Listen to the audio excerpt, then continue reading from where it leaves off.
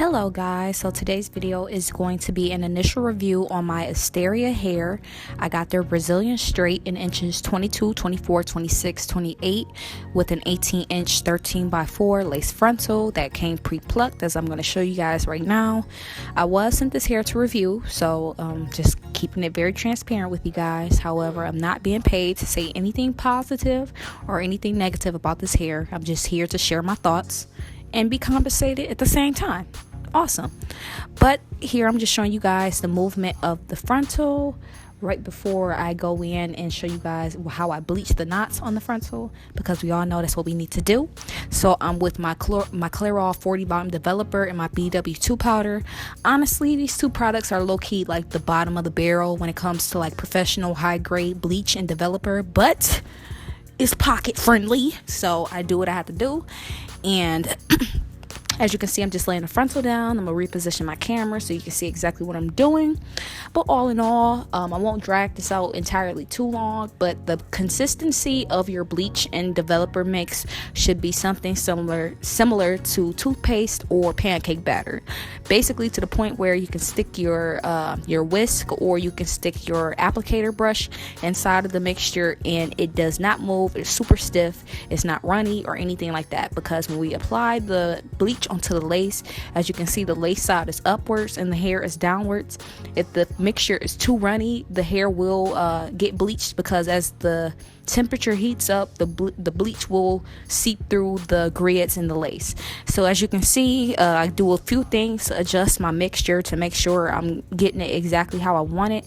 This is definitely a process that you should not rush whatsoever, because the knot bleaching is just a very vital part in making your wig look more natural, and we just don't want to waste that extra time if we do mess up to have to go back and dye the roots, because that is another tedious process in itself. So I'm just making sure that my consistency is how I like it, and as you can see, it is not moving whatsoever. So I'm just dabbing ever so lightly in the very front of the hairline on the frontal. You have to be very careful, because especially if you have a pre-plucked frontal, because the density of the hair closer to the hairline is very thin, and it's only a few hairs, basically the baby hairs. You don't want to press the bleach too hard into the lace to make it actually get onto the hair and bleach it, like I was just saying before.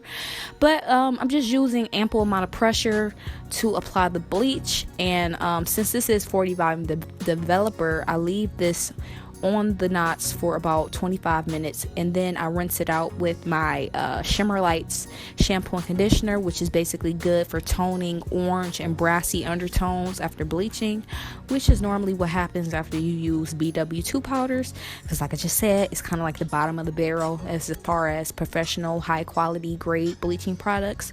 But we do what it do. We see it happen all over YouTube and all types of stuff like that. So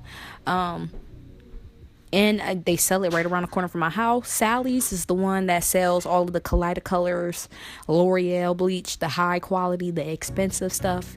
It's about 4 miles from my house, and my local beauty supply store is right around the corner. So you see what I do. But yeah, I'm just going to bleach the knots. I'm going to flip it over onto the aluminum foil and just let that process for a good 25 minutes.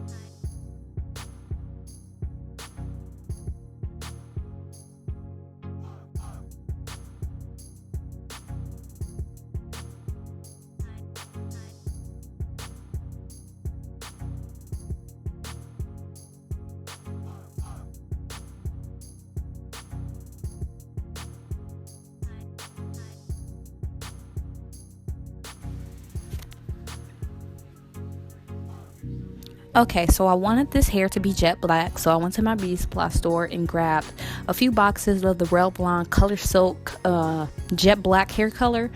I bought approximately 4 boxes, I believe, and even though I just get really quickly here to me getting ready to straighten the wig. I did the super easy method when it comes to dyeing your hair jet black. I pretty much just use 3 of the boxes of the dye, and I mixed them together, and I poured all of the bottles into a plastic bag, and then I threw my bundles in there, and I just went crazy like a mad woman as far as like shaking it up, making sure that each piece of hair was saturated, because when I applied them into the the wefts inside of the plastic bag, I had already went on my sewing machine and doubled my wefts, so it was just an easier process for me. And then of course I old-fashioned colored the frontal before I cut it, so I just put it on my mannequin head and just sectioned it off. It was very tedious, but we just got to make sure that we do black as neat as possible so it doesn't get everywhere. So yeah, right now I'm just going to be straightening the hair, and I'm using my flat iron on 450 degrees, and as you can see, the hair is definitely silking out beautifully. So yeah, I'm gonna continue doing that for the rest of this clip.